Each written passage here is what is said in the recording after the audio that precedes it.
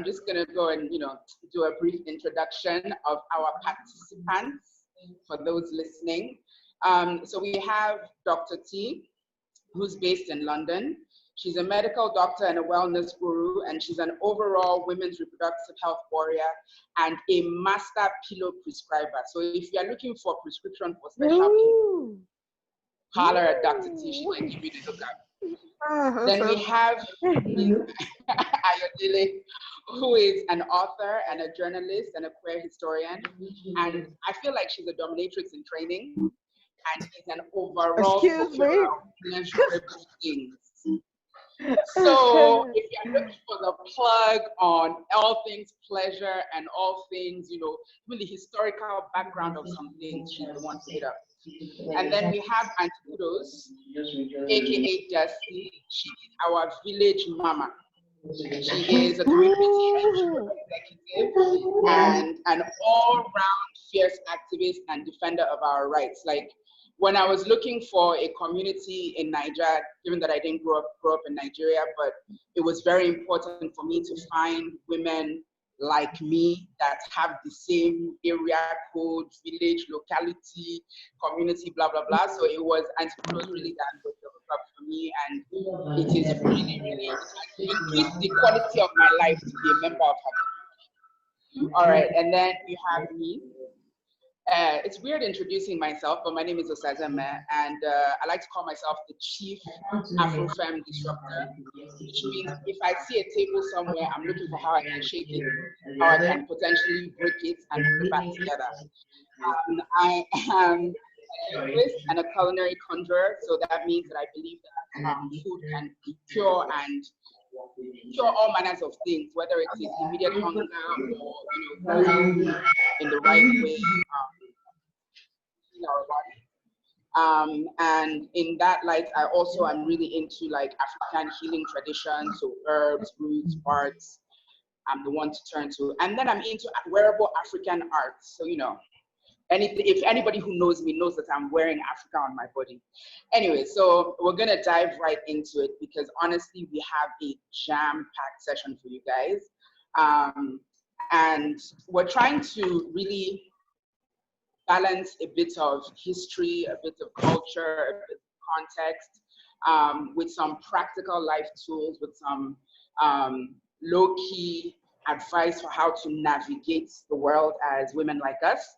And I'm not putting any labels on things for the moment because as the conversation goes on, you will figure out what we mean when we say women like us.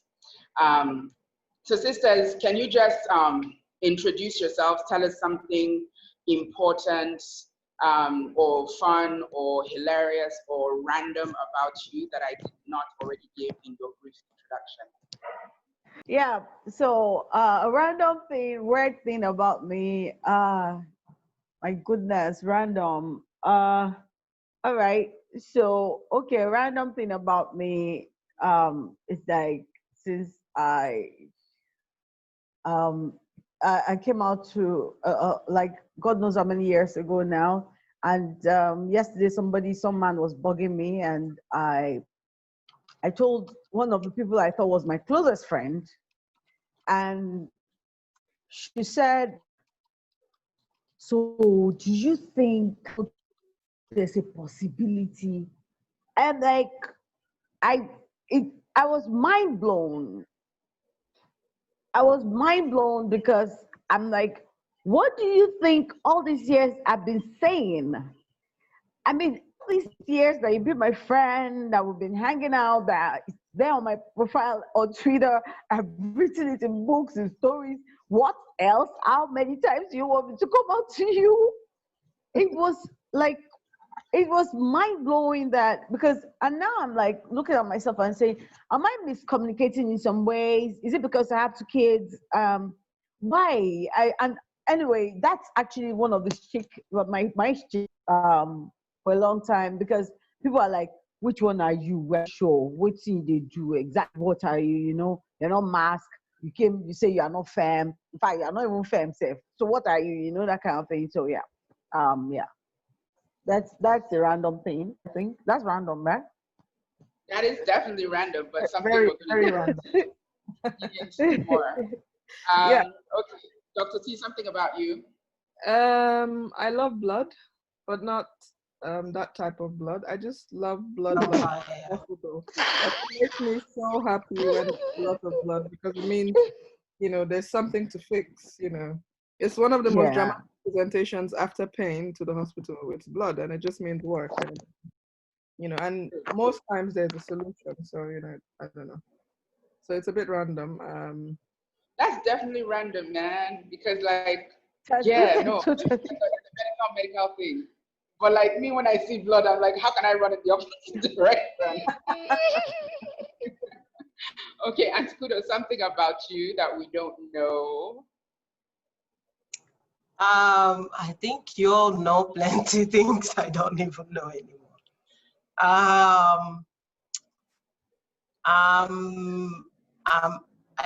I love to cook, and I'm a very good cook. Is that random? No, you all know. So No. I've eaten your food before. Why are you saying this? But I know, right? audience don't Not a know chef. that. Please, where is the jollof rice or the isewu that you have brought for? All right. Okay. So let's get right into the nitty gritty of the conversation. Yeah. So we were discussing on Instagram on the different chats that we had. So like I guess the first question that I would like us to talk about is,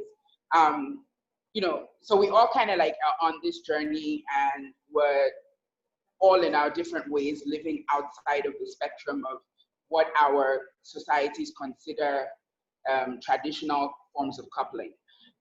So I'd like to know, so when did you realize that this was a possibility, that it was possible for a woman to exist in this world and to be, attracted or like romantically involved with somebody that wasn't a man? And how did that happen for you? So was it that you learned to label first and then you said, oh, this label applies to me? Or was it that, you just knew and then later on you looked for, what do I call this? How do we classify this, So let's try and unpack that a little bit. Akudo, do you want to go first? Because I kind of like your own realization story. no, you should go first. You should go first. Well, mine isn't as interesting. I've always just known that I'm woman, whole woman, complete African woman. But then, when people are doing, what was that thing they called in second, slum books and stuff, and they were talking about what they wanted their first time to be like. People were talking about the likes of Brad Pitt. I'm not that old, so, they had crushes on people like Brad Pitt and, the David Beckhams of the world. And I was having crushes on people like the Porsches of the world and, the Jennifer Anistons of the world. Angelina Jolie was actually my big time crush. And it was a bit, I just felt, I didn't have those butterflies that they had for,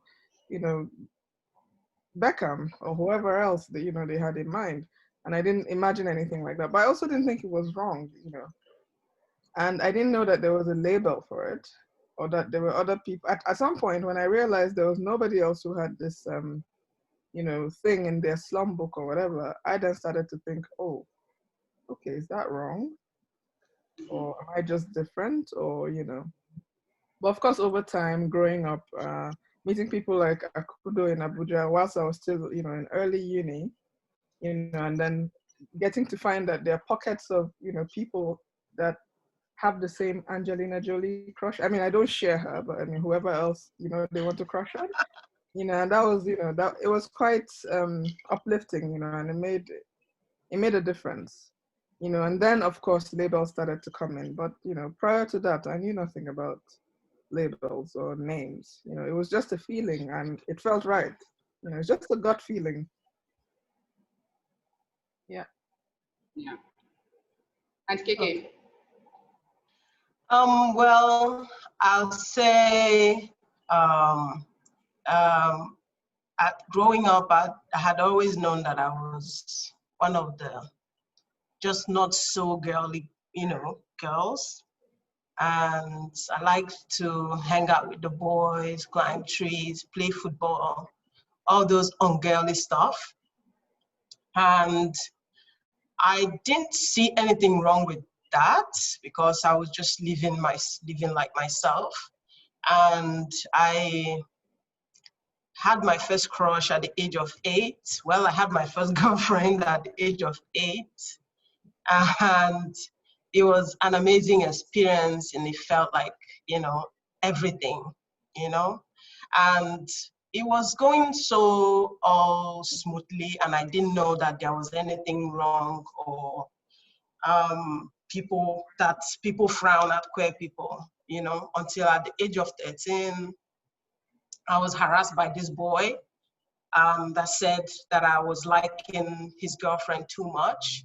And then I felt like, how dare you harass me? And I was like really vocal about it and telling people like, what is wrong with this boy? He's saying that I like the girlfriend too much. And they're like, do you? I say, yes, I like the girlfriend. And they're like, okay, hold on, So it was just their reaction that made me start feeling odd, like weird kind of ish way.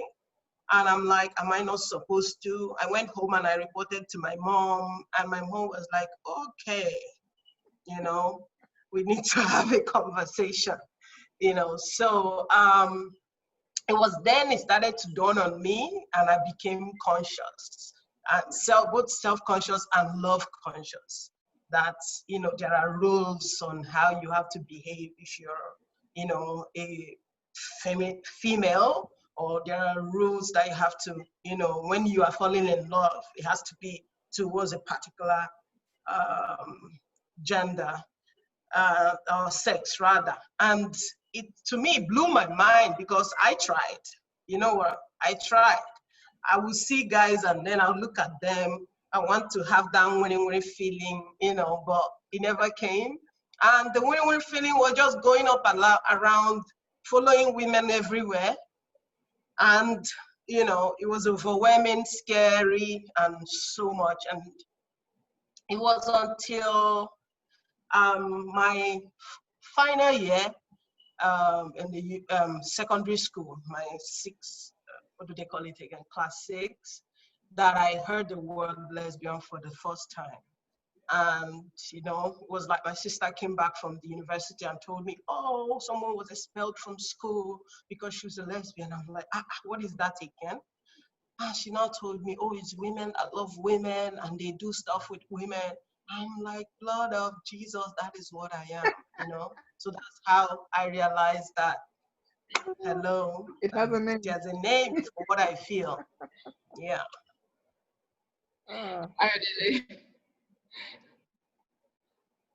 Yeah.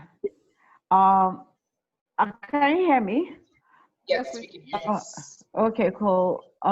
So my story is kind of funny because like I had my first girlfriend when I was in primary school. I'd known Yinka all my life. We were neighbors. So we attended the same primary school. Her school was in the morning, mine was in the evening. Sorry, her school was in the evening, mine was in the morning. She was in school 2, I was in school 1. So so we hardly ever saw. Then suddenly they mixed the schools, and we're now school 1 and school 2, but at the same time. So every day after closing hours, I will see her off home. She will see me off back to my house. I will see her back off home, and then she will see me off back house. And whichever one, like their parents cook first, we'll go and eat there, and then she'll see me back off home. And that's how we spent all day. And then on weekends, I was in the house. Of course, I had friends, all of them boys, because there weren't girls that played those kind of games. Because it's really feminine, gorgeous girl. And we all used to go and play in their compound because they had quite a big compound. And I got to secondary school, and then we were in the same secondary school. And then she started having other friends, and I couldn't make friends because I was uncomfortable around girls, because I liked them more than I should. and they notice. Yeah. And so I was that weird person that is always walking alone in school. I tried to join because I mean all these really gorgeous girls, I mean all over the place, and everybody's like always like kind of like not wanting me to join their group. So as I grew old, I now made friends more with boys, and turns out like I was one that would go and toast girls for them, and I became the procurer of girls. And then I turned 13 and I had my first experience with a girl. She was my mom's best friend's daughter. They lived next door. So it was a long holiday and we're in the house together and we're reading porn together and we explored and my mom found us and that was when the homophobia started. That was when my mom started calling people homosexuals and lesbians and bringing, because my mom traveled a lot and she would bring Mirror and all those magazines and come and show me how Sir Elton John was gay and he wears pad and it was went on and then of course the deliverance and church goings and yeah, so and then I found Jesus and the church, and it was a particular girl that I used to follow around, a woman, married woman, that would go to her house as soon as I closed the office and drag my son along. By then I'd had my first son. We'll stay in their house all weekend, all week long. We'll stay in their house on weekends. It was a terrible period for me because there was a lot of things I suppressed and I couldn't tell myself or tell anybody, and it was a scary, scary thing for me. Um, but yeah, I eventually like had to come out to myself first, Mhm. and then gradually divorced myself. Church, I had to break up from my mom to become a fully functional human being because for years I suffered from depression. I wouldn't know why I was sad and I'll be crying and it was so weird. I tried to get married because my mom was so particular about me getting married. Like, you're not just going to have one son, you have to have two children. Even my son, my first son was like with my best friend and it was just one not drunk night and then we had our pregnancy. It was so bloody embarrassing. I don't know, it's weird. And but I've come so far. I've come so far from the person I used to be. Work played a huge role in my self-acceptance, and I'll never ever forget the role that it played. My journey to self, my journey to coming out to family, to friends, to everybody, and now I'm the stage that like fuck you, basically. If I could just, So I think it's really interesting because just this little introduction that we've given about ourselves and how it is that we came to arrive. So just briefly, the first time I ever, so like all of you, like I knew, okay, um, the girls were always more interesting to me. They always looked more pretty. They would, they were prettier. They were more delicate. Um, they were just more attractive than the boys, right? And then the first time I heard any kind of word related to not being straight was out of my mother's mouth. And I don't think she knew that I heard this conversation she was having with one of my older sisters. And she was talking about a very dear aunt of mine who is actually, fam of ours, and is someone that I respect to a million and whatever degrees. But it was really interesting because at that time, I guess my aunt was going through her own process of like, coming to terms with this is who I am. So my sister and my mom were having a conversation about my aunt.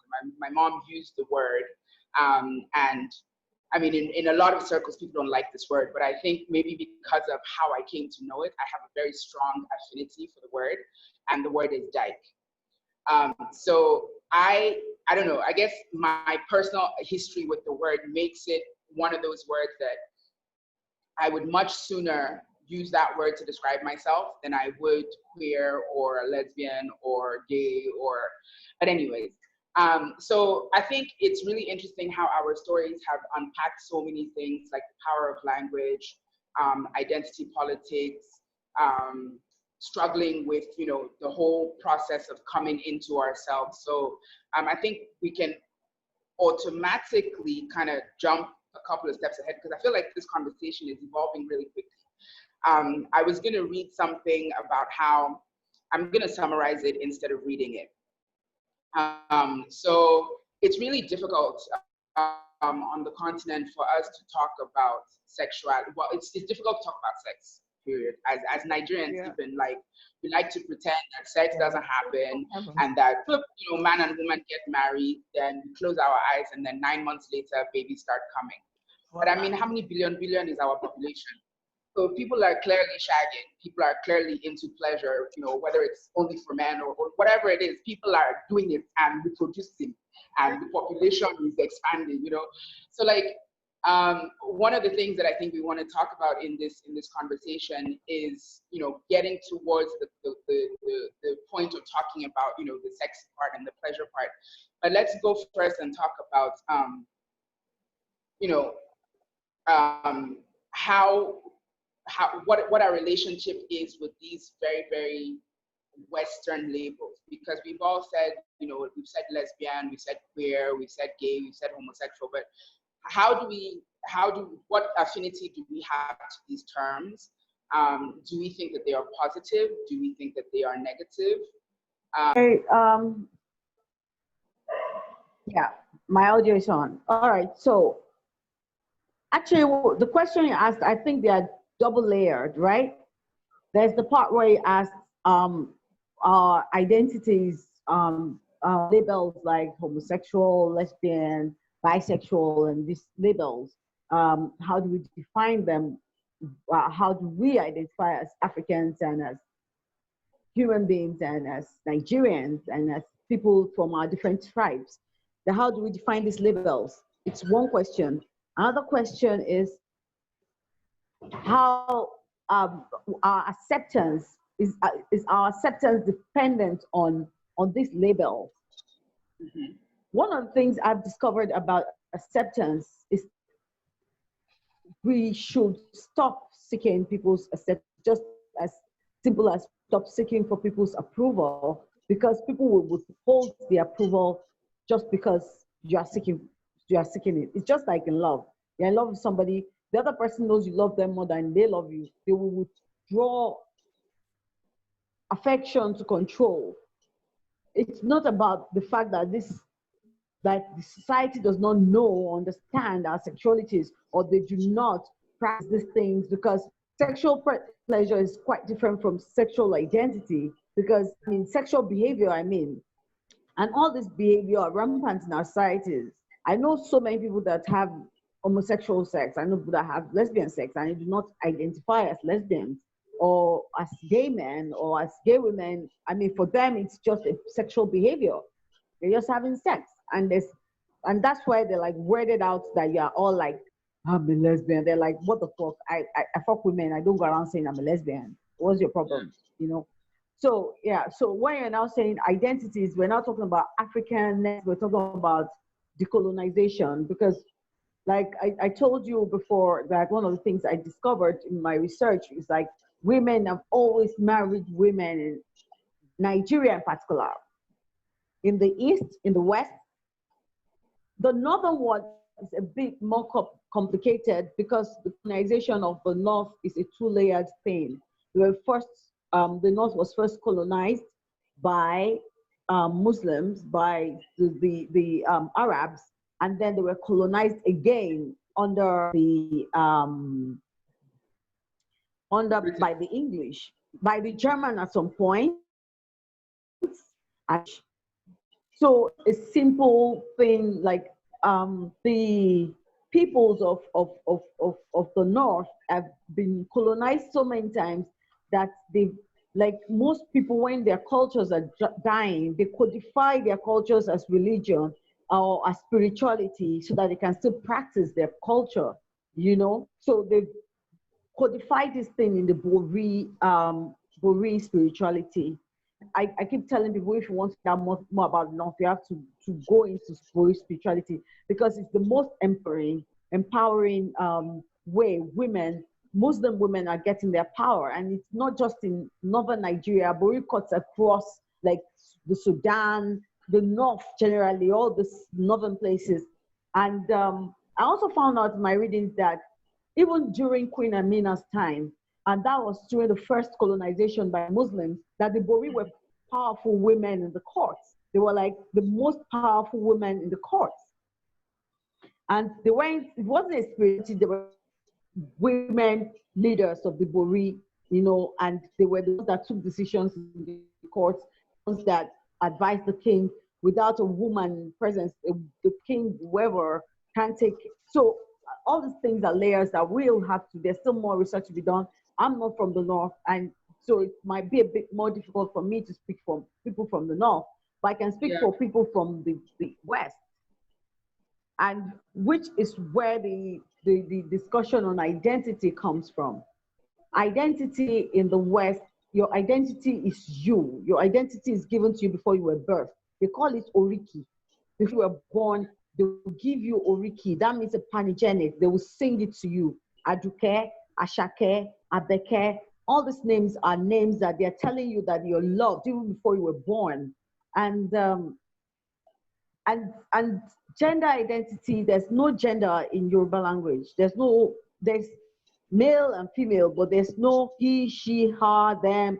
There's them, there's you, there's there, but there's no my brother. There's no my brother in Yoruba language. So we had to adopt English and we call them brother, or my sister, because it's not part of our language, because we do not think gender is important. We're more interested in what you've done in society, what you've achieved. Even in Ifa corpus, there are instances where they talk about same-sex loving, Orunmila, Shango, Ogun, and these are avatars of these are Osas who lived as human beings, but they are also Irumolez. Irumolez are the spiritual energy, the Osas are their physical representation, right? So they are both Osha and they are Irumolez. There's Oya, who is non-binary. There's Oloku, who is non-binary. Yemoja, the Osa of beauty and aesthetics, is a very feminine person, but at some point, she was Oya's wife. And all these things are things that there has to be more studies carried out. I mean, at some point, I did, for my next book, I've done so much research that I nearly went crazy at some point last year. I had to stop reading because, of course, nobody's paying me to do all this research. I'm just doing it on my own time, and I have to eat now. I have to work now. Akudo, you know now. I have to support. I have a family to support. So, I mean, all these things are things that we need to. But I have stopped identifying in the binariness, the Western. Male or female. I'm neither male or female. And I think I referred to it earlier that a lot of people ask me, what are you? And recently I've started finding out that more and more young people are saying, I'm not anything. I'm not whatever it is. I'm not bound by a binary because there's no word for me in your language. Who I am, the complexity that is Ayodele. Can you just come in quickly? Because I know working, so I guess to add to the rich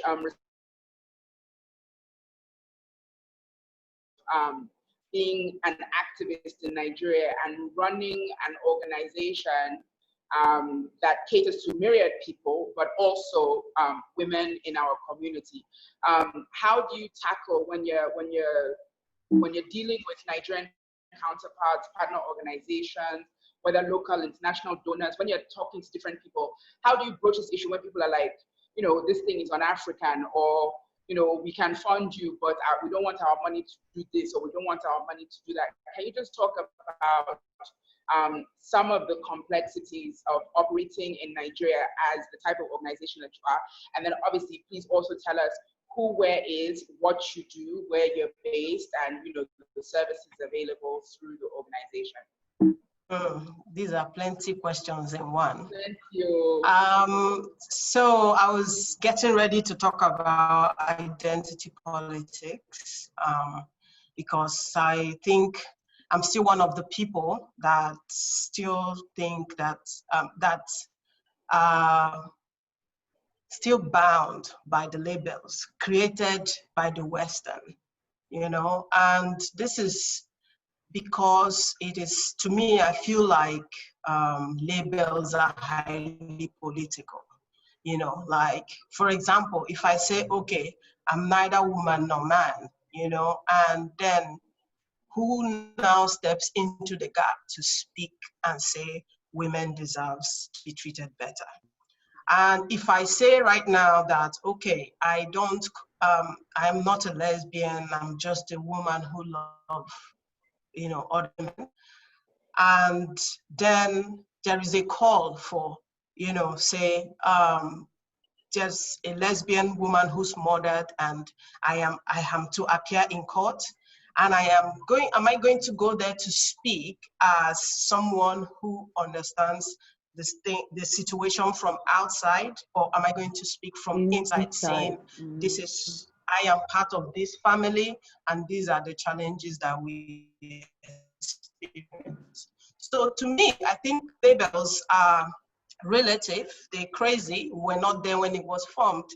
And just like table, just like so many things that we know, house, we didn't know the names, we didn't know who coined them, or someone coined them anyway, and we just go with them. I'm not saying we shouldn't question, but when people talk to me about why are you saying you're a gender non-conforming woman? I say I'm a woman, but I define the terms of that womanhood. It's mine, I'm a woman, but I don't agree to your definition and your terminologies and everything you think a woman should be. And likewise, my sexual orientation. Coming back to question that you have asked, it's really important because identity politics is really deep right now. And I think that we need to talk more about it. I respect, you know, like the broad spectrum in the LGBTIQ++, infinity. However, I think it is important that, you know, we drive it home. You know, I'm a lesbian woman. It doesn't really matter, but politically, I speak and I am a lesbian woman. So what we do at where it's created to provide a platform for the promotion of the well-being and the rights of lesbian, bisexual, queer women in Nigeria. And this is to address the dual effects of both sexism and homophobia, and also to address underrepresentation, pardon, I'm not English, underrepresentation in both the LGBTIQ movement and the women's movement. Before, where it was really scanty and issues were not regarded as important, and all interventions was going towards HIV. If you talk about LGBT issues, it's going towards HIV and AIDS prevention, care, blah, etc., and then rights of LGBT in general. And then, as usual, you know, women are also swept under the carpet as if our issues are not important. So we came in and we are pushing forward to ensure that we don't go extinct and we are not forgotten, because we're here, we're queer, we're here to stay all the time. So, yes, and so we're queer, we're here. I think there's another question you asked about navigating this space. Yeah. So the other question is, was about, you know, so when people say things like, oh, this thing is African, as an organization representing the community, how do you tackle that? Because obviously, if people are coming to you with that kind of a mentality, it, at least to my mind, that's a hindrance to funding opportunities, that's a hindrance to visibility, that's a hindrance to so many things. So can you just speak a little bit about, you know, how WARE goes about tackling this in the work that you do? Let me tell you, my sister, the thing is that there is no way. Even today, the one person that you meet today and you tell them and convince them that homosexuality had existed way back, tomorrow they will still tell you it's un-African. There's no winning this conversation. So what happened is this. in the past, we will come with negotiation. Oh, we give examples, in the past, it's not really documented, women's experience and LGBT people, we didn't have the culture of writing stories. Oh, the only story that was written was Queen Amina of Zalzal and all of that. And still men went to soak water inside the story, and the story is not pure.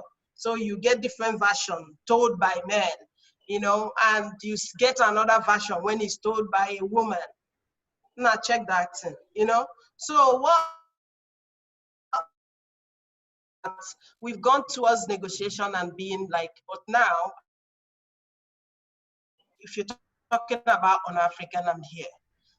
I tell people my story about, I never watched Ellen DeGeneres, or, I am older than, the people that are crushing on Angelina Jolie, because in those days we didn't have the likes of Angelina Jolie, It was our teachers that we were crushing on, and, crying and writing secret love letters and not posting them.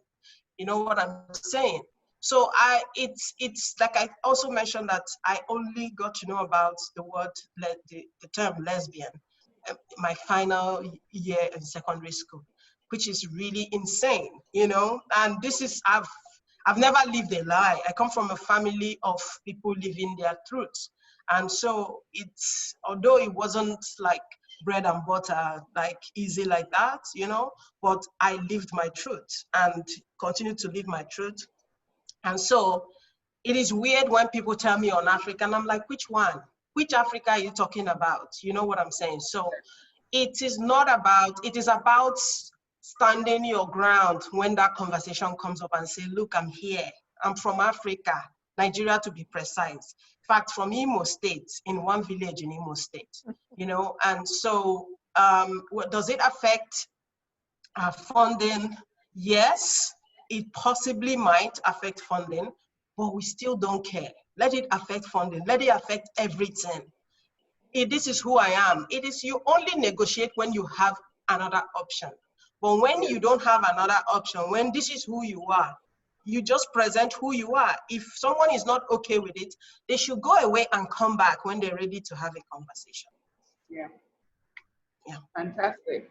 Okay, so many gems that have come out of this. And I remember even just, in my personal journey, trying to situate myself, historically, and figure out that, okay, actually, I'm African, because for me, it's even doubly, it's doubly confusing because, okay, I'm a Bini girl from Edo State, Nigerian. I didn't grow up in Nigeria, grew up in Southern Africa, where obviously there are a lot more examples and pioneers and people to look for, but those are not my people. And then leaving the continent altogether and being exposed to different culture, and again trying to situate myself, like, okay, now I'm in the midst of everybody screaming about Stonewall riots and screaming about all the different things that happen in the Western movement, and I'm like, again, I'm not finding my level, right? So you understand? Like Akudo, I did my own research to try and find where. So then I hear things about sangomas, traditional healers all over the continent, where traditionally we would say, okay, if it is a female healer or a male healer, you cannot cross with the opposite sex, otherwise your power will be diminished. Imagine things like that are so, they're so prolific and so profound, but yet we don't want to talk about those things because, okay, maybe they don't fit into Abrahamic religion system, or we have written them out because of colonialism or whatever, all the different things. But now I think, talking about how we had, particular cultures or customs or parts of society where, these people, even in modern day Nigeria, hairdressers, makeup artists, most of those boys are so fabulous, and everybody knows, you go to traditional wedding ceremony, then you will see some of the dancers will be, boys that are twerking and shaking their bum better than all the women dancers, and people don't have a problem with it because it's performance for their entertainment, for their consumption.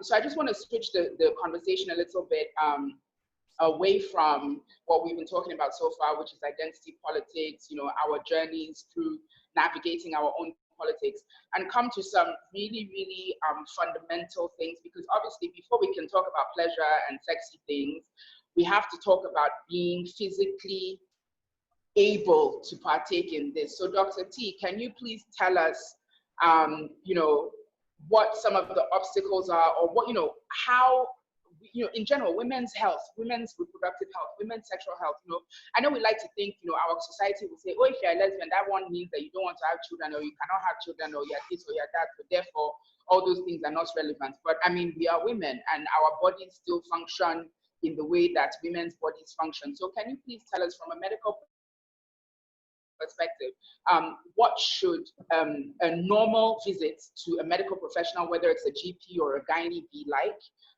What are the services that we should be receiving? What is the treatment that we should be getting? What is the bedside manner that our medical professionals should, you know, should be giving us when we go for these kind of services? And what are even just the standard questions? Because, you know, I remember going to the doctor, you know, they'll ask, are you sexually active? Yes. When was the last time you had sex? I give the answer, did he? And I'm like, that's not the only way to be sexually active, doctor. You know, so can you please just, you know, shed some light on what we should be experiencing from well-trained medical professionals? Well, yes, sure. But I think before I even jump into that, I'm happy to say, you know, about why labels are important. Okay. In terms of programming, in terms of, you know, the education itself, which is what both of you have talked about, but also in terms of healthcare needs. Because without these labels, we can't educate people in the healthcare sector and improve how they treat people.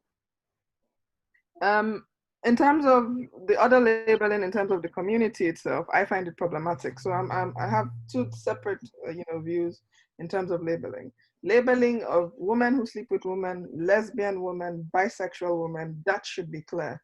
When it goes down to the community, lipstick, lesbian, STEM, femme, whoever the hell, I don't really get it. But yeah, you know. So yes, I do think it's important, you know, on that level. Now, in terms of, it's true anyway. In terms of healthcare needs, you know, there's a key question that every doctor should ask after are you sexually active? Your partner, male or female? That has to be the ideal question, and then you know where to start from. And then, of course, you know, we can go a little deeper, but let's even at least get that out there. You can go a little deeper to start asking other questions. But then, you know, you have women who sleep with women, you have women who sleep with men and women, and their sexual and reproductive health needs are going to vary. There's this thing where, you know, women who sleep with women come in, and then, you know, she's missed her period, and the man is there thinking, the doctor is there thinking, oh, you must be pregnant. You know, it happened because we did this project in Brazil, and it was so shocking to see the amount of homophobia within the healthcare sector, which when we then did the second leg of the project, turned out to be, a lot of them were quite ignorant about it. But then it projected itself as homophobia, because you'll see a woman who comes in, she has come in with her partner, she's telling you she's not had sex with a man, and then you're telling her, you're telling the partner, please excuse us, and then you're asking her, okay, tell me the truth, when did you have sex with a man? You know, and it's quite like, you know, yes, you do a double take, like, how did we get here? You know, so if we're able to at least start these conversations, you know, even if it's little focus group discussions with healthcare workers at different cadres, with women who sleep with women or women in these categories, I think it will first help for them to know that, yes, they do exist. It's not a fantasy. It's not what you only watch in porn. And even when you watch it in porn, it is not acting. Like, there are women who are doing it and they actually enjoy it and they actually come from it and they actually, you know, it's a life for them. You know, it's beyond just sex. Now, what services should we, you know, be getting from healthcare workers?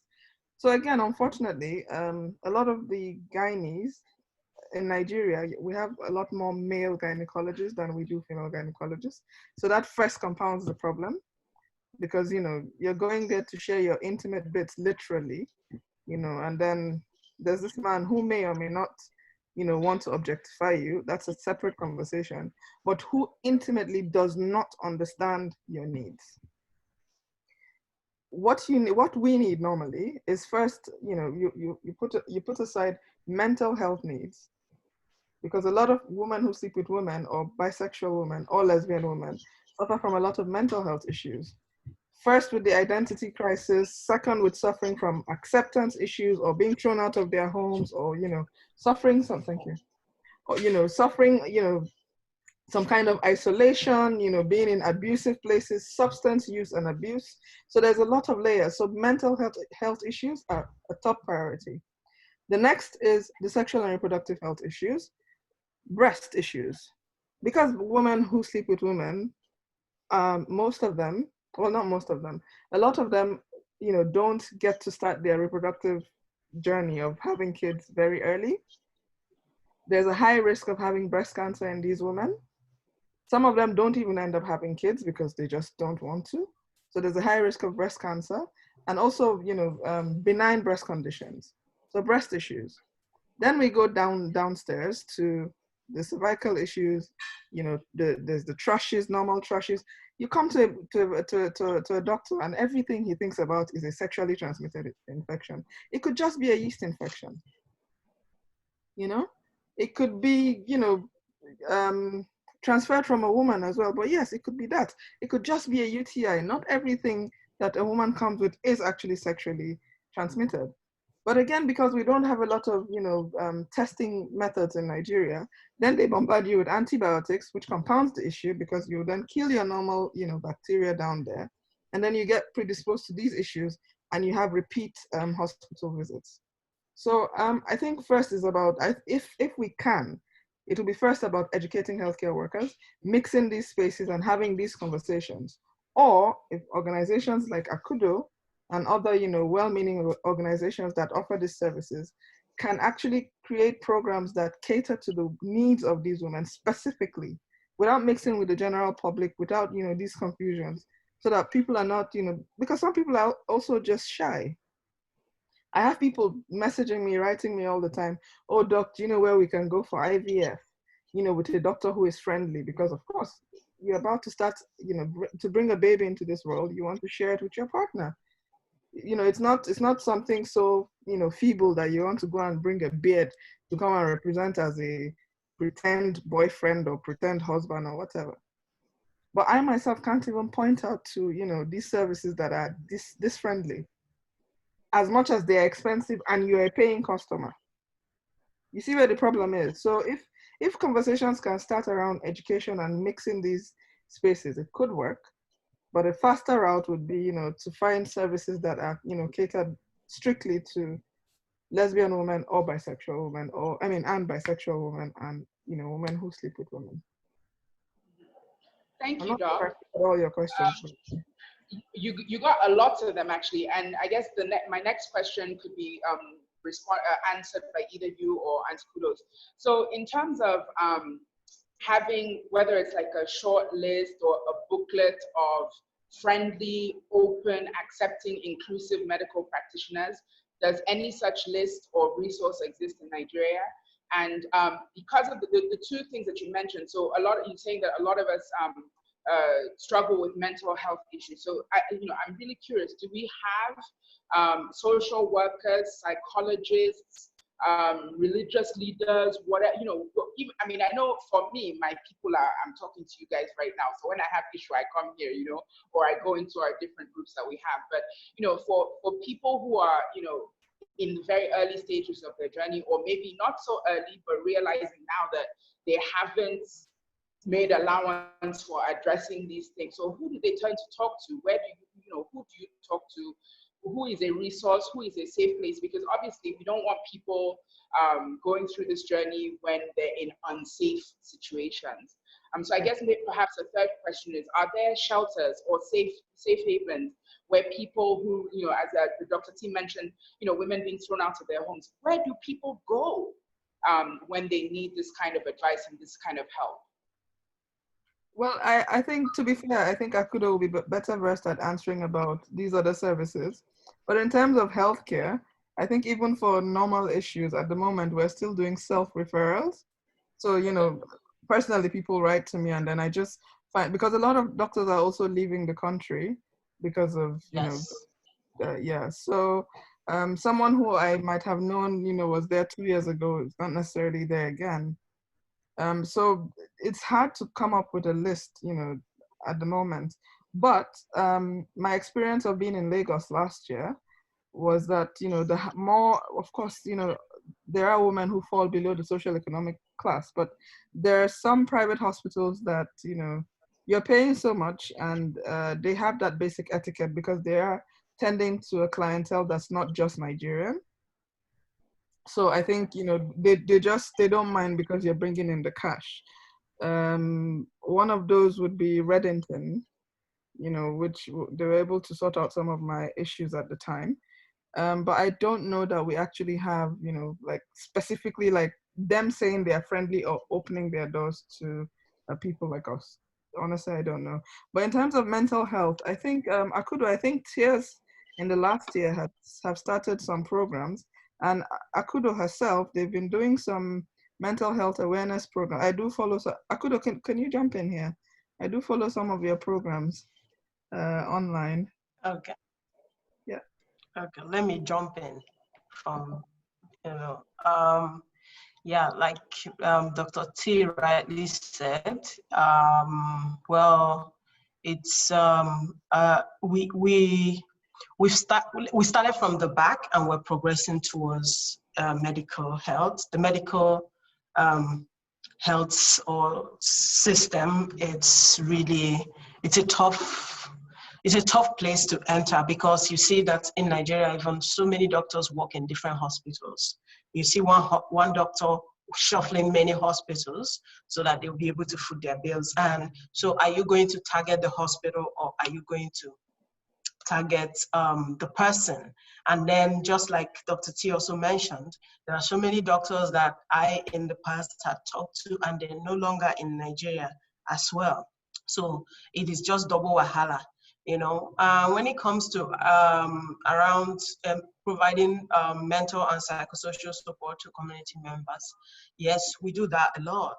And we have also trained a lot of community key influencers to provide psychosocial support. Like we have in 7 states, we have group of women that meet every month to just have support groups and just talk about their issues in these 7 states. We're still working with, and also Tears also have a clinic also now. So if also people in Lagos, things that the care counselors cannot handle, we also can do referral. And another thing is about, you mentioned safe housing. Yes, some organizations do have safe housing for, but our safe house is only for LBQ, lesbian, bisexual, and queer women. We only house women in our safe house. And so, yeah, we have a safe house. And so when people are going through all of that and, people that are being harassed, and so we take them in the safe house. Sometimes we don't have space actually. Sometimes, yeah. So there are so many, it happened. There are so many issues depending on what is happening at the external environment. For example, this COVID lockdown, there were lots of violations that were recorded, and people needed to, find refuge here and there. And, after even post-COVID, post-lockdown now, there are also many issues coming up, here and there. And so you see, sometimes what I'm trying to say in the essence is that we have a safe house, there's need for more. That's all what I'm trying to say. And we are also working with other women's rights organizations to see if we can find ways to like, you know, manage our intersectionalities, you know, like the many different identities that women have, and also to also provide referrals for, like, there are organizations that their job is just to provide mental health support to everybody. It's not LGBTI. Well, also what we do is we try to find out if they are LGBT friendly. And, you know, so that's what we've been doing. We'll go figure out, you know, organizations that provide certain services, and then we ensure that they are friendly, and we ensure that their staff are also like empowered, like they have the right knowledge, you know, so that they don't see people and freak out. But that doesn't mean sometimes they still do freak out and, you know, miss Yan, you know. So, but we will still step in regardless. Yeah. 4 minutes. I think I've answered. We have 4 minutes. Okay, we have to. All right. Okay, so I'm back. So I wanted to talk about something that sort of bring back a comment that Ayo made when she was talking about her process. And, you know, we've just been talking about mental health and like medical facilities or resources that are available to us. And I know this is not something that we put in our prep work when we were talking about, you know, what we were going to discuss. But I think it's important to talk about how some of our religious spaces have been damaging. Whether it is families using religion to, you know, cure us, or to pray the gay away, or to let us feel less than, you know, deserving of love, respect, dignity, etc. and so forth. And I know that, like, for a lot of people, I mean, I myself have had like major issues. I was born in church, for crying out loud. I mean, like, my mom went into labor in the middle of a church vigil. So I've had like major issues with like different things that have been said, that I've heard, that I've, you know, felt, that I've been exposed to. And so I've gone through my own journey and realized that, okay, this is my, you know, relationship thing, or my, you know, it's for me, not for anybody else, and I'm not performing for anybody else. But, you know, I just want us to talk a little bit about how in our cultural context, how religion is weaponized against our community. Maybe we can kind of argue a little bit more towards men in this community than towards women, because maybe, you know, people can try and explain away, oh, because there's no phallus involved, so it's not really sex. You know, it's just two girls playing with each other. You know, like, I mean, I've definitely had a couple of guys, you know, propose marriage to me on the, no, you can't, I will make you my wife and you can continue to play with girls if you like. And I'm like, hello, play with who? What? Like, you're not going to infantilize my life or like diminish, like, no. Yeah. So yeah. I think, you know, maybe we can just spend a few minutes talking about things that we have observed or experienced, or how we think that maybe our religious spaces can be better. And this is our religious spaces even beyond the Abrahamic, because, I mean, obviously we have multiple ways of communing with the divine. So yeah, so I just want to open that up to hear our thoughts on how either religion has failed us or has been a haven, because I've heard from people in the past that, like, actually, you know, I've heard from actually a Catholic priest who was telling me that actually, you know, he found sanctuary amongst his brothers, which like blew my mind, because I never expected that would have been his experience. But yeah, so I'm going to throw it back out to all of you. Anybody who wants to comment on this, because it's not something we prepped. So let's just. I want to talk first before Ayo enters, because I think I don't think we have very different opinions. Yeah. Okay. So we've not had this conversation, but I know we have different opinions on that. Yeah. So so I'm actually like I'm not really religious, but I believe in God. You know, I was born in a very religious or Christian family, and I love God. And so if to come to whether religion has failed us, I would say, I think the society has failed us. I don't think it has anything to do with Christ or God, the interpretation of how people see LGBT people.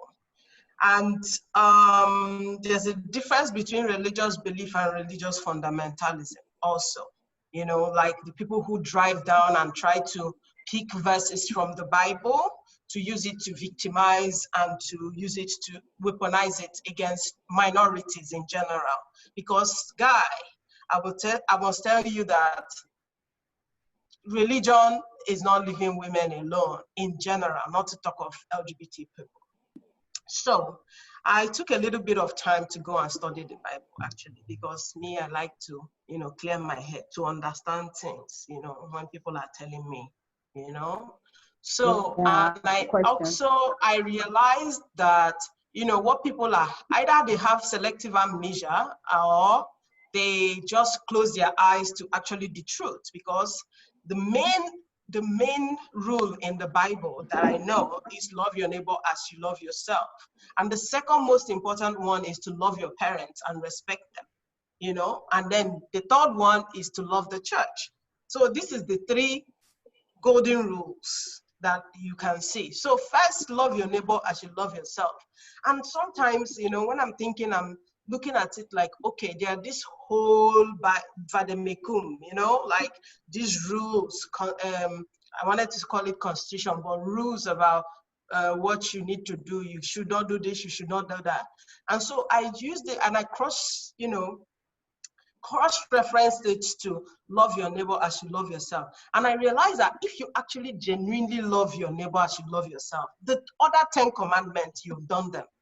Like, it's just, it goes. Means if you love your neighbor, you won't kill them. If you love your neighbor, you won't lie against them. If you love your neighbor, you won't covet them or covet their partners. You know what I'm saying? However, language is really important. The Bible has been translated so many times, and we've been lost in the whole language. When I say we, I mean women and LGBT persons, So when I did the study of the history of the Bible, I found a lot of things that would blow your mind. I'm not going to say it here because to make Ayodele not go to church ever again, I'm not going to church again.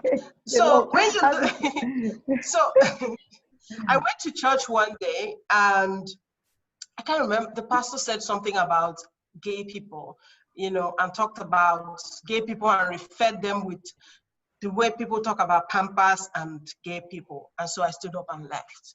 I still went to church again, and the pastor talked about women, this, women, and I stood up and left. So many things, but I still kept going. Why? What is taking me to church? It's because we've already been born in church. We are here, we already started going to church. It's like, to me, it's like ritual. It's like fellowship. So when you get to church, but to me, I will not sit down. I went to the same church and the pastor said, oh, I need to know, they want to do census about the people that are in church. So, gay people in church, I want to, acknowledge again, gay people. I know you're here, so don't worry about that. I'm like, okay, this is the same church I left because you said gay people and Pampers, So it is just the confusion of the people don't know what they think they know. It's a lot. And I must tell you, before COVID, there's a revolution, like people started to leave churches and actually started to go to demand the kind of what they want to hear. I don't want you to tell me about miracles of Santana, or I want how I will multiply my money by giving you, 10% of it, or this, that. Me, personally, I pay my tithe on the street. I don't pay my tithe in church. I said the church, you have enough. You understand? So I pay my tithe on the street. I meet people and I give them money, So that's how I pay my own tithe. So we all have our interpretations. Coming back to how the church has treated LGBT people, it boils down to what, if I continue, I will not stop. But let me summarize. It boils down to what they talked about. Summarizing this morning. Kudos, you have been I summarizing wish. This since is the last. morning. No, hold on. This is Kudos, the you have last summarized part. like 10 times. Hang on. It's just very passionate for me because I love God. I believe in God. And I have nobody has the right to tell me that God does not love me. If God doesn't love me, God will not create me a lesbian woman. So coming to Sodom and Gomorrah, Oh my story God. that people have flipped. Romans clearly stated what of Sodoms are, which is they hate them. In fact, Nigeria is Nigeria was Sodom then, you know? So everything that happened, people just chose to twist that story. That's nothing, it has nothing to do with homosexuality. I wish I have time. There is enough time. I would have You put don't. in more light because I want to really, Kudos, you people don't should have stop time. this. It's not fair. All right, I'm done. Kudos, you don't have any time again. Okay, I'm done. Okay. Okay, Okay, I know you're burning to say something. Shangoma, no, oh yeah, actually, talk. I just like, I definitely stopped going to church over 10 years ago. Sorry, excuse me. Who's that? What is Shangoma. it? Put up that phone. So like I stopped going to church over 10 years ago. And in the past years, I have discovered a community of Yemoja worshippers who I haven't joined fully the Say what community now? yet because I haven't found Yemoja. Because I think my own patron Osha is Oya, and it's many people who worship Oya because Oya is very unpredictable. Oya is the Orisha of feelings of all those things we don't want to discuss, depression, anger. You know, I think that Oya is more my person, but there's so much to unpack. But I also want to reiterate that most harm that comes to the LGBTQ community in the society, through the society, is by religion. And the mind washing and the guilt tripping and the making of this Abrahamic God to be a God that is very abusive and very controlling. And if you don't do what he says you should do, he will punish you. Sometimes this God even punishes you without you doing anything, like Job that was just fucking enjoying himself, and then the Abrahamic God says, Calm down. Focus on your Job, own religion. Focus on your own like, religion. no, I don't have, I used to be a Christian, so I have a right to talk about this. Like, it's just a I find a very, very abusive relationship. And that's why I have elected over and chosen myself over and over and over again. In spite of the fact that people come into my inbox and they try and preach at me, they say, I come to you in the name of Jesus. I say, I come to you in the name of Shango. So they leave me alone.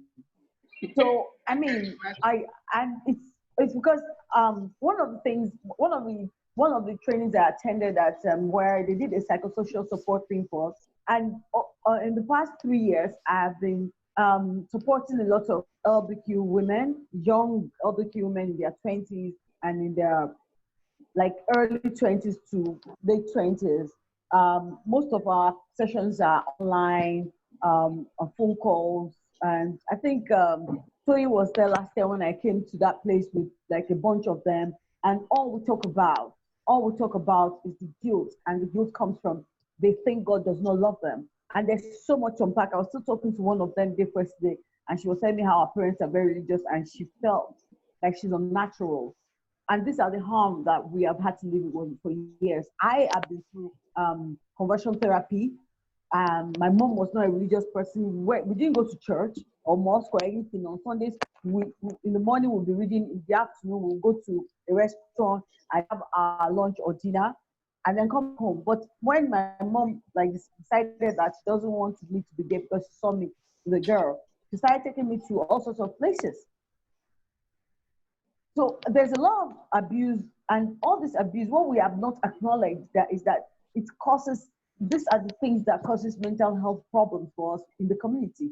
It is the way we have been abused as children when we are not listening to our parents, they beat us.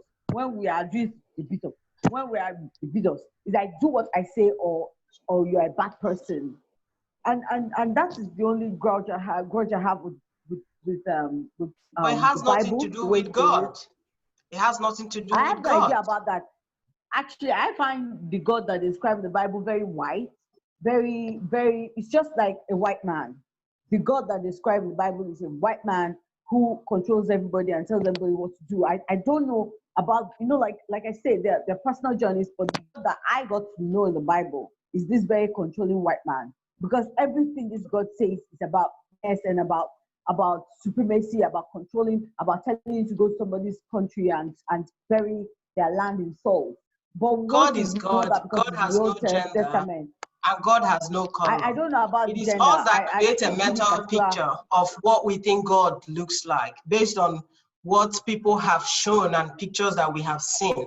But if you continue to empower yourself, you will realize that God is just a supreme being that Kudos. How creates many everything, people are moves are everything, and empowering cannot be themselves? moved.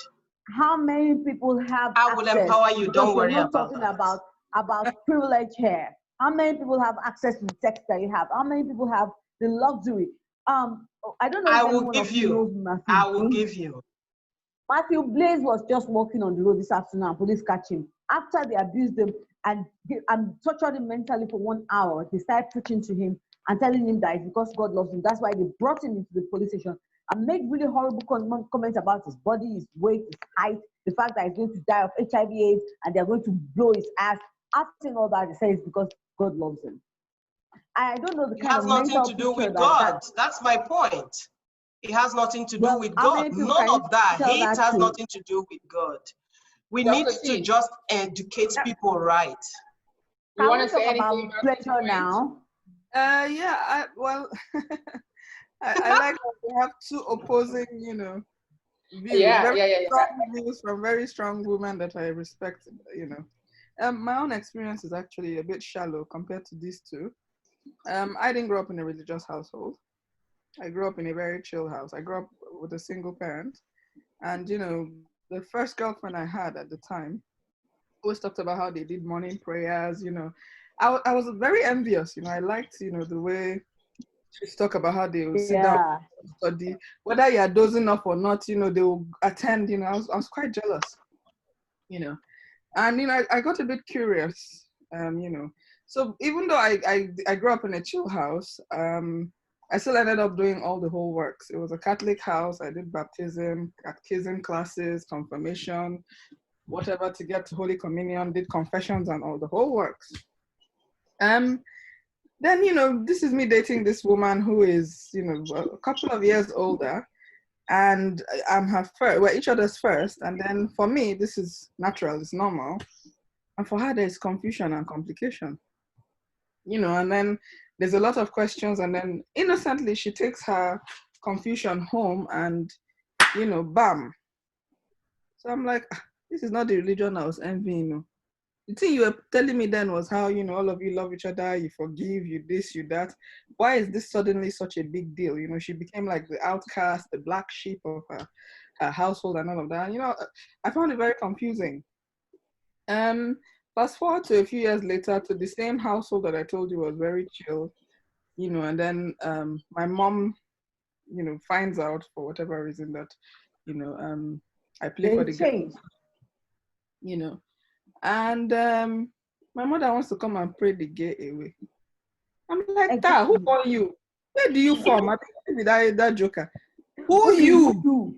This You be who? And I'm just like, yeah, chillo, as in, yeah, we don't roll like this. So yeah, Like, my well, experience is quite shallow. But looking at other people's experiences, I think if people are able to focus on their personal journeys with their religions, whichever one it might be, Christian, Muslim, traditionalist, spiritualist, whatever it is, if people are able to focus on their personal journeys, I think having something to believe in, really helps.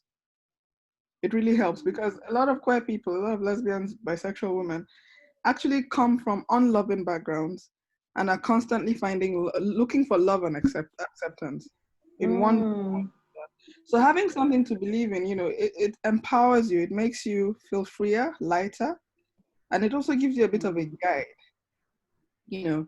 And if people are able to find their personal journeys and then find people who identify with that thing, you don't have to stick to your blood-born family to call it family, you know. So I don't, you know, advocate for right or wrong in terms of religion.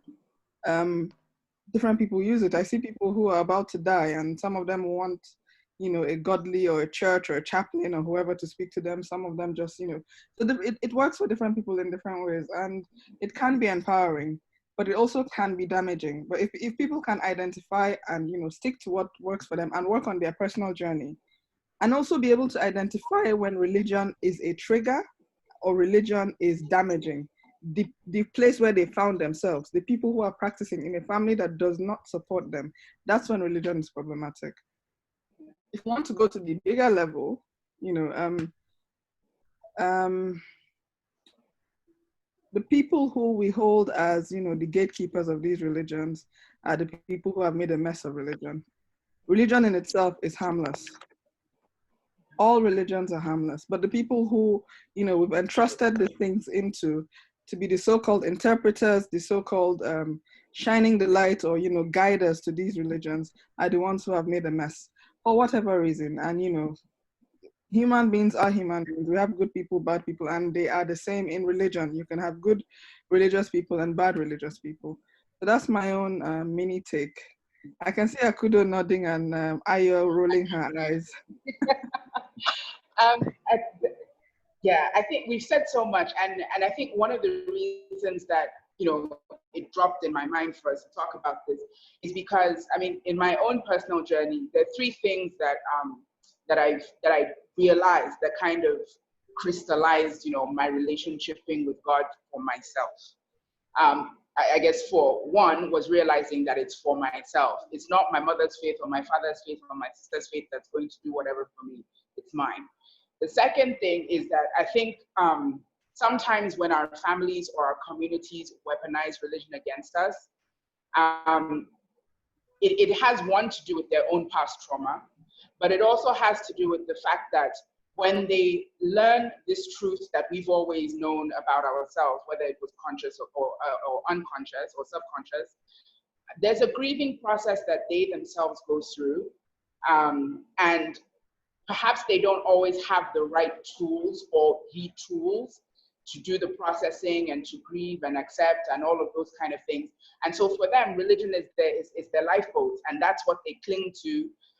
And then it leads to the third point where it's like, you know, because as Dr. T said, a lot of the gatekeepers of religious knowledge and the teachings that we've heard have manipulated the truth to their own gain. So, you know, when people have absorbed manipulation and haven't, you know, I mean, I think in a lot of, you know, Christian circles, people are more inclined to try and understand for themselves or to ask more questions. But that also requires a certain level of education, that requires a certain level of exposure. There are very many people who are quite comfortable arriving at the gate of the church and taking their brains out and locking it in a box and going in. And if tomorrow pastor says, eat grass or drink my pee-pee because it is the gateway to heaven, they will do it. So, I mean, you know, like if people have been absorbing manipulation, I know, it's very difficult for them to remember that God says, love your neighbor as you love yourself. I mean, that part will fly out of their mind, you know. And then the fourth thing is that for me, I think, you know, I've in sort of going through my own process and looking at the different ways that religion and spirituality and belief has been used, I've had to sort of, like Akudo, I did my own research so for me, God is not a white man. You know, like I had to learn God for myself, you know, and this past year has been has been amazing, you know. I mean, yeah, I grew up in a Christian household. My father was, you know, used to preach when I was a child. I mean, he's now a PhD in theology, so he's not preaching anymore. But, you know, my mom was like, you know, amazing pastor's wife, but also like a very powerful woman. And actually in my family, my mother is and has always been the breadwinner. So I had a lot of non-typical models growing up. And I guess for me, it was a little bit difficult or impossible for religion to have been weaponized against me because I guess you can call me like a late bloomer. So I always knew that, girls are prettier than boys and I'm more interested in them than I am in boys. But I was also very scientific in a way about like getting to the way, to learning myself and coming into myself. So I think this is a great prep point for us to shine the light on Ayo so we can get some reading that will transit the sexiness. So it's not going to be a long thing. Actually, I was so absorbed with the gist that I went and closed the book.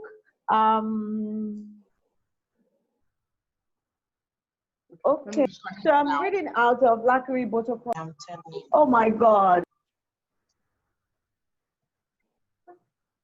Continue, we can see you now. Okay, so reading out of Lackery Buttercup Chronicles, the British History of Violent Behaved Women, about 4 women telling the story of 1 woman. The 4 women are, no, 3 women telling the story of 1 woman. The 3 women are all queer in their own way. There's a bisexual woman, a gender non-conforming masculine of center woman. There's a woman who actually didn't even have an opportunity to find out about her own sexuality, who actually was but they're all telling you of 1 woman, Morieba, who is a lesbian growing up in Ibadan, who grew up in Ibadan.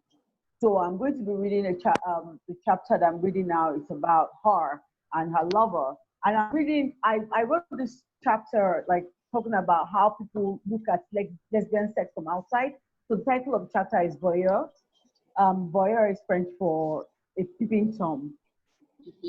So Kudirat was in Kudirat was in Morieba's dressing room, favorite part of the house, a space where she unleashed her imagination and dreams of a future that were so sharp focus, scary, exciting. Sometimes she simply sat on the rug, staring at herself in the mirror, narcissist. She took a couple of pictures, uploaded them on IG, and laid back on the rug and started imagining how Europe would be like. As she was about to step out of the dressing room, the door that led into the bedroom was pushed open. She froze at the threshold as Chinwe and Morieba stumbled into the room, giggling and shushing each other. They looked drunk. Why is Auntie Morieba kissing Chinwe? Kudirat could not tear her eyes away from the 2 women kissing her feverishly a few feet away from her.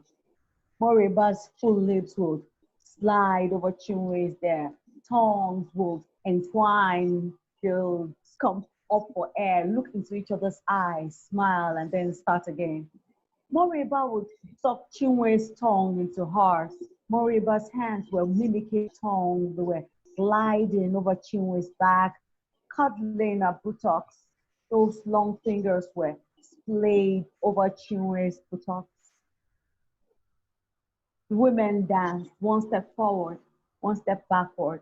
Their hands glided, slid, caressed, grabbed, squeezed, their tongues engaged in a playful duel.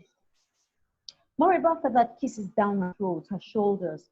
She slid the thin straps of the blouse off Chinwe's shoulders. Chinwe was wearing a brown lacy bra that matched her skin tone. Morieba took her time, kissing the plump mound created by the push-up bra. Chinwe moved deeply in her throat as Morieba dragged the blouse down and reached around to unclasp her bra. Morieba didn't allow the bra to fall to the floor. She cupped both bra and breast in her palms and continued feathering kisses on her breast. Chinwe's fingers were tangled in Morieba's hair. She was breathing through her mouth. Her eyes were shut, her head thrown back. In spite of the air conditioning, a light of perspiration glistened on her face. By the time Morieba dipped her head lower to take one of Chinwe's stiff nipples in her mouth, Kudirat felt down between her Alex. Thank you. I have a question. After clapping for you, what is your second name? What? It's more about your second name. No. Why? Why? Yeah. Like, what's your problem? No. Please. I'm reading this thing. It gets as they do you for body. Not the erotica. See this one though. Ah. That was interesting. That was a Took lovely us for You know, we really just want to talk a little bit about the playful side, about you know, what it means to love women as women. First of all, I mean, I'm just going to throw it out there. There are lots of ways to have sex that don't involve a phallus. I mean, we can have the very medical explanation by Dr. T, Oh, I'm or on we this. can have, you know, poetic by, you know, Auntie Ayo, or, you know, KK can talk to us about all the beautiful flowery stories that she hears. You know, we're talking about pleasurable things and the fact that the phallus is not king, actually. You know, the vagina is king. She is free. So I don't know, like, I guess to start off, I can say that, like, the first time that I was intimate with a woman, I think in the back of my mind, like, I was kind of freaking out because I remember, like, you know, when I was a kid, you know, exploring my body, like figuring out where things were, and if I touch here, that happens, and if I rub there, that happens, and if I poke there, that happens. And then I remember being told that, you know, proper girls don't do that, you know, because our people have a lot of opinions about masturbation and how many things associated with masturbation might not, or actually, yeah, all the things that they say. And eventually I was just like, yeah, no, like, those things are trash, so I threw those away. But I remember, like, feeling like this is like a privilege to be at this altar, and but also like really scared, like, oh my God, what do I do? And what if, like, I'm not able, like, to do what I'm supposed to do?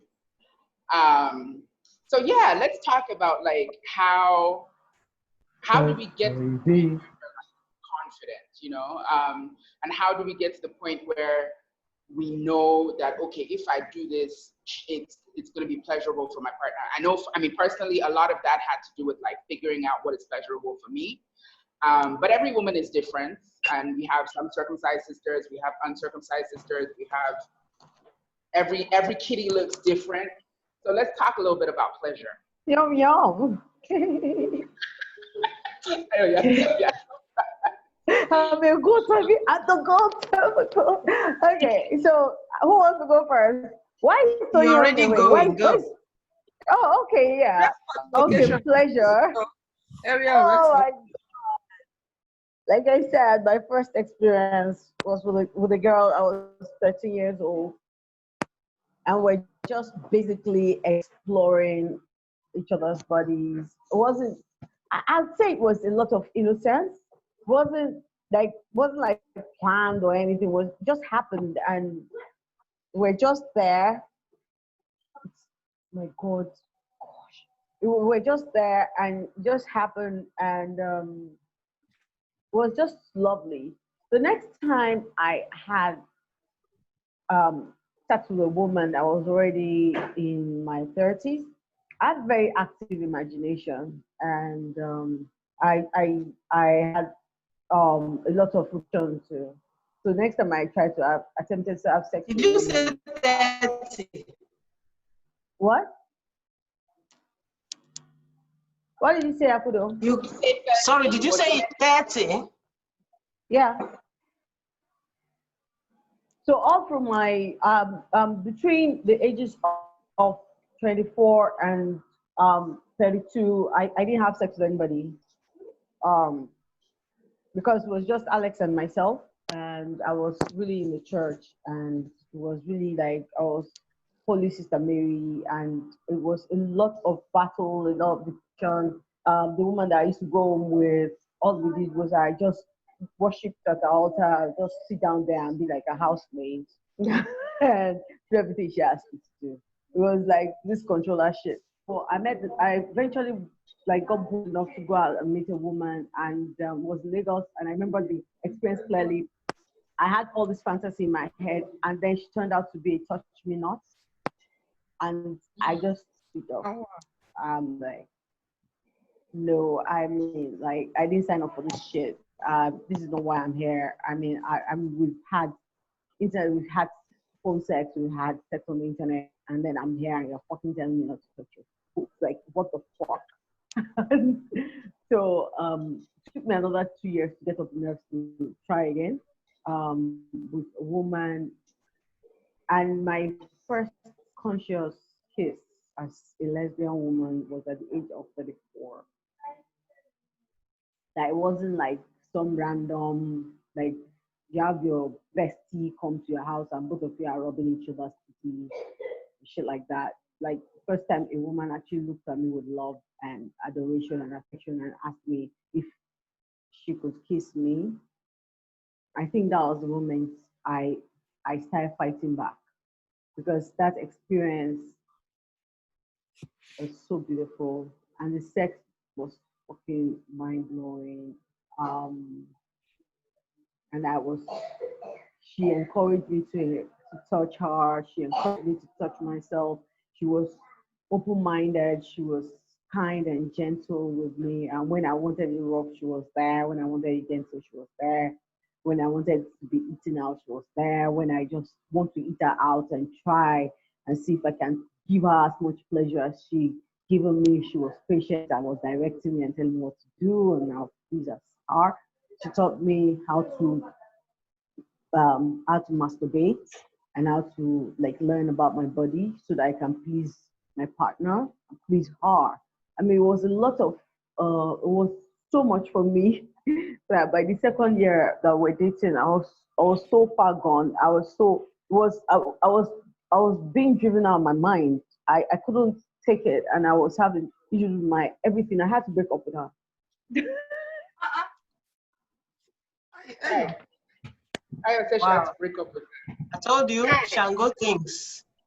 her. After she have shown you the way, you now have to break up with her. Yeah. Love can be one kind sometimes. Yes, it was overwhelming.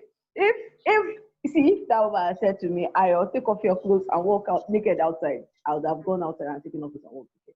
It was that bad. I was that much. You were I just wanted possessed. to give. Yes, I was mad. I was just it was a crazy, crazy, crazy, crazy period. And even though I've had other experiences after that, that was the marker. It was the turning for me as a lesbian woman. And also the fact that I was so lucky to meet a teacher, I was able to like, I, so I know what I want now. I'm willing to explore other means of pleasure, become more open, and become more choosier of my poison, really, of the people I allow to access my body. It can be a bit like frustrating because I mean you want intimacy, but you're looking at this um, people and you know that they don't even know about pleasure. They want to fuck. And for me, pleasure is not about fuck. It's about the intimacy. It's about the conversations. It's about laughter. oh, yeah. What have I done? Let me shut up. Where has Akudo disappeared to? Disconnected, Don't but mind her. Why did she run away? no, she'll come back. But Dr. T, just can you tell us before we go further into this conversation? Like, I mean, obviously, you know, we're women who are intimate with women. So yeah, I mean, I know we've said that the phallus is not king, and it's not. Vagina is. So what are the things? Because I mean, you know, we have people who use straps. We have toys. We have our fingers. We have our tongues. We have people play with food, hot wax, hot honey, like all the different things that people bring into the bedroom. But can you tell us what things are dangerous medically? Like, you know, you're not going to take, I don't know, a piece of steel or iron and try and fashion it into something. So can you tell us, like, from a medical perspective, what are the things that we should definitely not be including in our sex play? before we continue with this like sex delicious conversation? But this is a difficult question because I think the only answer would be to know yourself.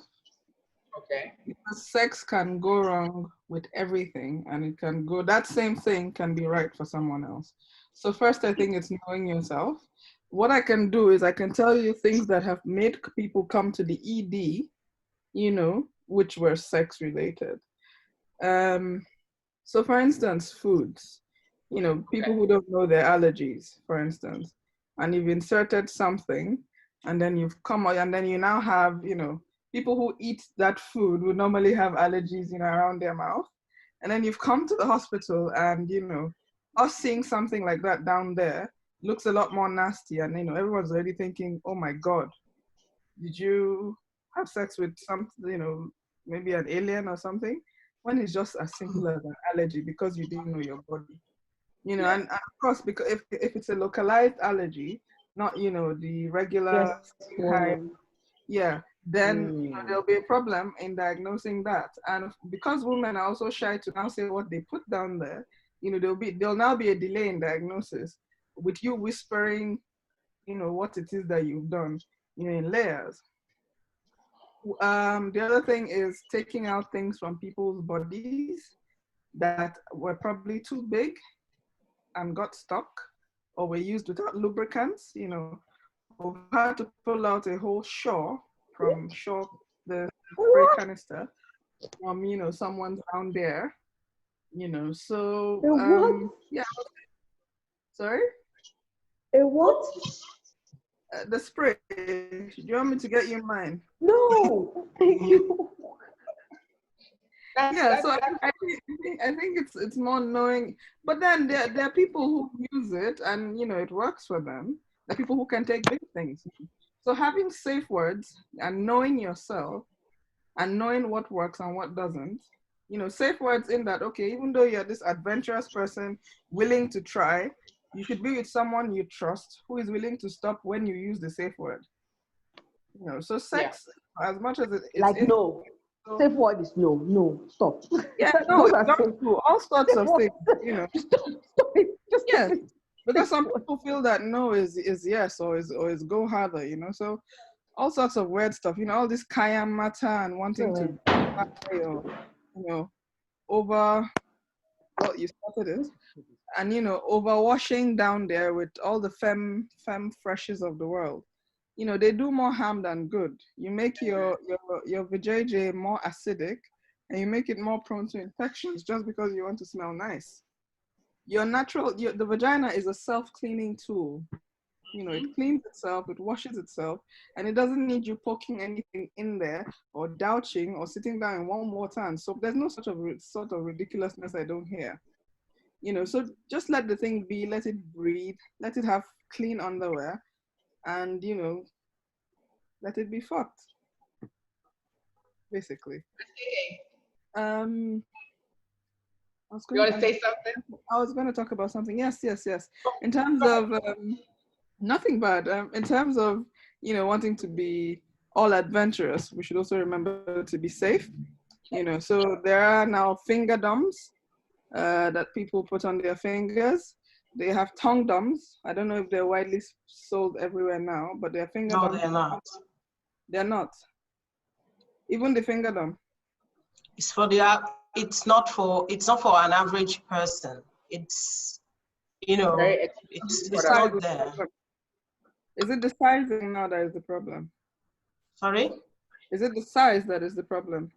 No, the thing is, the only thing we have access to as regards to safe sex too is how to use condom to make dental dams, and also using latex gloves, you know, in case of hurts. But apart from that, there's nothing here, you know. And sometimes when I travel, I see some interesting stuff, like or real dental dams that, you know, that looks good and tastes good. That's important. Tastes better. That could encourage safe sex, you know. Yeah. We not still get normal dental dam for house. Sorry? We don't get normal dental dam for house. It's only where it's not here. It's not There's sold no in dental dam in. There's Wow. no dental dam sold in any pharmacy in Nigeria. But they're just stupid because straight people also have vaginal sex. Exactly. Yeah. But they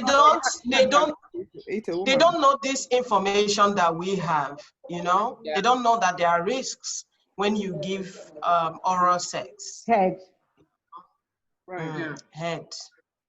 Yes. Well, okay, so that's one important thing. Now that we're talking about being safe with sex, it's all. I mean, if you're in a long-term relationship, so if you have like a partner that you are regularly engaging in coitus with, and I hate that word, but I'm using it. Oh Jesus. Coitus. Y'all want What the to fuck is a coitus? for all of the possible infections and things that roam around in the body, so that you know that, okay, if I'm sleeping with you, I'm sleeping with you, and I know your status, and I know that everything is safe. So in the event that something happens, I mean, we have yeast infections, those are normal. We can treat them, you know, pretty simply, even with diet. But other funny things you want to know so that you know where you're going, you know. And I'm not saying, know. Like, I'm not saying don't do one night stand if that's your thing, but that's not my thing. So I like to know before I go there. Okay. But so I think I would like to know, beyond, you know, available services, what are your feelings about, you know, pleasure? What for women who are in Nigeria, are there products that are available? Are there toys? Are there, you know? Oh yeah, baby. There are lots of products. Wait. Before you get to the products, at least tell us the types of sex first. I'm sure there are people fisting, there are people trading, there are people using knee and wherever. There are people still doing penetrative sex with, you know. Yeah. Yes. You said it. Okay. Sorry. You've basically said it all. You know, people. Yeah, there are so many ways that lesbian and bisexual women can have sex, and what did you call it before? Phallus or phallus. That's very interesting. Yeah. Well, I mean, people who want phallus can buy them, actually. So it's sold, different sizes and shapes and colors and texture, actually. There are really good textures now out there that feels, even adapts to your body temperature. And so you too feel everything that's going on. Wow. Yeah. So, so it's, I'm like an ambassador of pleasure. Pleasure is really important. You know, if you talk about that person that is adventurous, it's me. I want to know it all and see it all and feel it all. And I encourage people to have sex because I see sex. I mean, this is me, my personal politics.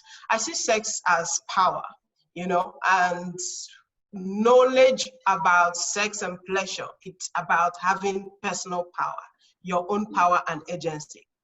And so I encourage people to have sex. And I was in a space, in a women's rights, you know, space where, you know, civil societies, we're talking about sexual reproductive health and rights. And we, you know, I went with, you know, some of our staff. And so anytime we put in, anytime we give our own contributions, it seems like it's not the thing. Guys, you're not talking about the thing, you know? And at some point, you know, another woman said, this is why people don't like to engage with LGBT, because when it comes to sex, it's like weird. So it just, that thing switched me off, you know? I'm like, to me, I believe that we haven't even started when we're talking about the sexual reproductive health and rights of women, and we still consider sex taboo or talking about sex taboo. Like, who doesn't want to have pleasure? People, some of these women, their husbands are not having sex with them. They're sad, you know? Find ways to pleasure yourself. I told them, I said, look, the reason you are getting really old and angry, it's because you're not having enough sex. And I told the men in the room, I said, look at how fresh they are. They are having enough sex. It's not like sex is everything in the world, but sex, it renews your mind, and it is very important for you to understand yourself and explore.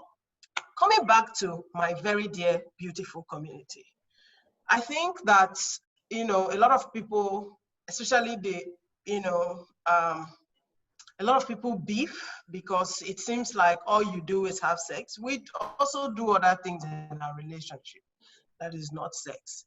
But however, for the sake of this topic right now, I'm going to continue to talk about how people can, have better self. Okay, it's not in my place to say, but I'm just trying to say that it is like what Dr. T mentioned earlier. It is important to have like safe words for some of us that are very adventurous, and for some of us that try other kinds of things, to also be frank. Look at, you said that someone have to whisper what they did because before they can, get access to help. It is because it is still taboo. Like, what is wrong with people? Why can't I have sex the way I want to have sex and talk about it? I'm like, dude, I used a cucumber to get pleasure today. Yesterday it was carrots. Today it's cucumber. And I ate the cucumber afterwards. And I made salad with the cucumber afterwards. It is not your body's mind, It's about understanding the strength that comes within, like to completely own yourself and the body. What is wrong with talking about sex? Men talk about, I have a lot of male friends. Anytime we're hanging out, half of the conversation they do talk about is sex, who they're having sex with. So why will I be scared to talk about sex with my fellow women and fear that men will hear me? Like, talk your own, get out, Like, I think it is really important we start understanding there's no sexual reproductive health black cloak we put in making sex look like it is something that is scary. Oh, you have sex, you're pregnant. No. If you have sex, you die, you get HIV.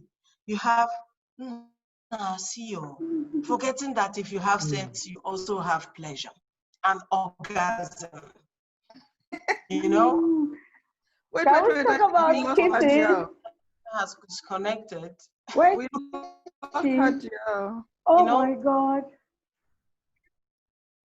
So, I wanted to mention, like, the first time I said, I'm one of the person.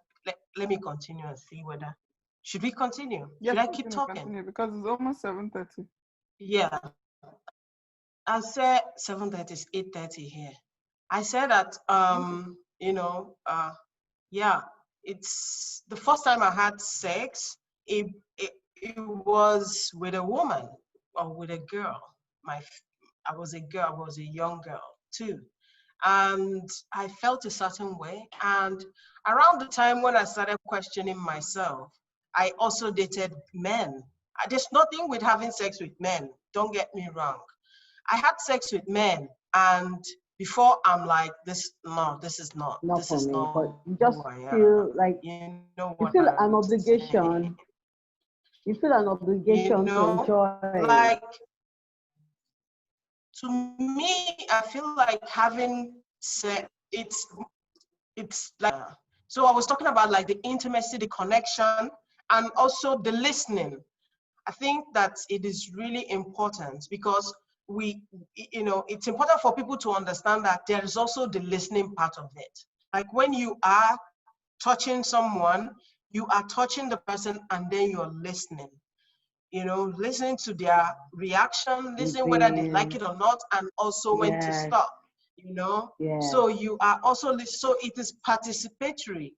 And so that's how I would define my own, how I feel lesbian sex is. It's participatory, and it is more intimate.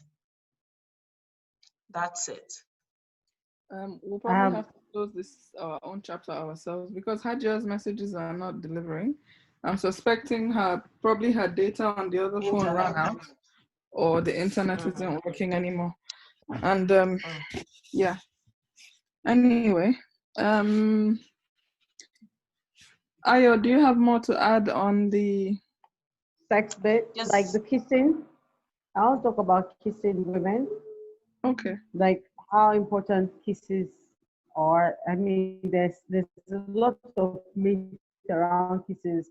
Oh, I've had shit like you don't kiss hoes, you don't kiss people that you're just having kind of sex with. You know, I mean, there's so many stuff that we say about sex that I'm wondering, um, and also about casual sex. I'm wondering about that, like the level of intimacy you're willing to give to somebody you're just having a quickie with, you know. Yeah. Um, and oh, should you go down on the first date? Should it just be fingering? What determines you go to a queer party and you meet a woman there and you guys get drunk and you're kissing and touching? Where does consent come from? Can somebody who's drunk give consent? I think we should also talk about consent between women, because a lot of times those conversations are not had. Like, people don't acknowledge that they raped somebody or sexually violated somebody because they're women. They think women don't rape women, you know? I don't know. Maybe we should end it here because there's so much to unpack. I There's mean, just so much it's to unpack. what you said is really key. Looking at it's like we talked about sexual pleasure, we talked about reproductive health. It's important to also mention consent, because I think there's a wave of sexual violence, sexual and gender-based violence happening in Nigeria now. And it's the first time we had a consent workshop here in our organization, it felt a lot like people were livid, like the kind of things they've done, you know, without knowing that they're violating, you know, someone or Yes. sexually Yes. assaulting someone. You know, so it's important, you know, to understand that before you actually get to be with someone, you need to have a conversation, and also their level of comfort. And so from the beginning, from kissing someone, you need to ask if you may kiss the person, and also to touch people. And also, it is sometimes people are like, okay, I touched her and she allowed me, you know, and it is an assumption. She didn't say anything. It's an assumption that you think because you have touched someone's breast, the person is okay for you to go down below. You know, so it's important to have that conversation either before or in the process, to the level the person is comfortable going. So that, you know, I think also Osazeme mentioned, you know, how you feel about the Same-Sex Marriage Prohibition Act. So I think if we can summarize with it to mention that. So I don't know if, She's she's back. back. She's back. Yay. My data pack failed me. I'm very sure that Auntie Keke's We know, don't worry, we know. was jam-packed. And I think that we have talked about the length and not quite the breadth, but we've definitely covered a lot of topics. One thing that Ayo mentioned when she was talking about her first time with the woman, it's like really interesting, because I mean, we get all kinds of people and all kinds of issues that people bring to relationships, just like with any relationships. And it's really interesting when we talk, you know, when we meet, at least for me, I find it interesting when I meet women who are like all about giving pleasure and not all about getting, like touch me not, blow my mind. And for the listeners, basically, like touch me nots are women who are not really comfortable with being touched sexually at all. And many of them are interested in being the ones giving pleasure. And I mean, there's so many reasons that I've encountered or that I've heard for that. I've also met women who have been like circumcised and are still like deeply deeply traumatized by that. And so that is one reason that I've heard in the past. I've heard some women who have very toxic or fragile forms of masculinity saying that it is their job to be the pleasure giver, or that they are the dominant one. I mean, there's a bunch of like heteronormative stuff that plays in our relationship spaces. And I think that those of us who are aware enough about ourselves and aware enough about the community and about life in general, combat heteronormativity on an almost day-to-day basis. But there are definitely some people who are not there in their journey and who will probably likely never be there. So I really want to thank my 3 co-panelists, Auntie Kudos, Ayo, and Dr. T. We have had an expansive conversation. And for all the listeners, I can tell you that this is not even the tip of the iceberg. Like, we could go on for days. We have a variety and a diversity of experiences, just the 4 of us. And then if we think about all the women that we know that we kind of represent in some way, shape, or form because they've shared their stories with us, or because we've observed parts of their stories with us, there's so much more we could say.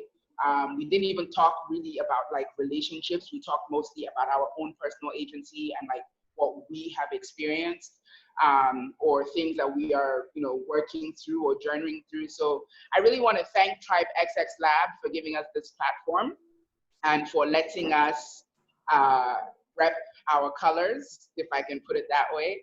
I'm going to share with Zainab, who is the rep of XX Lab on the call with us, contact details for where, contact details for Dr. T, and information for how y'all can buy Ayo's written word. Because you know what? This is our community, vibrant, we are talented, we are, you know, and when I'm not table breaking, I work in development, and this is completely separate from my professional life, which I love.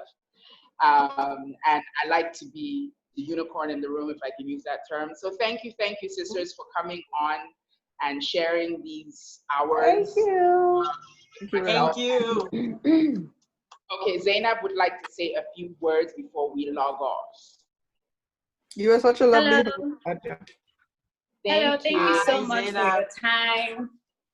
It's been a very long panel, and I'm so grateful for all the gems that you've all shared. I've actually been listening and learning a lot about everything and about each and every one of you.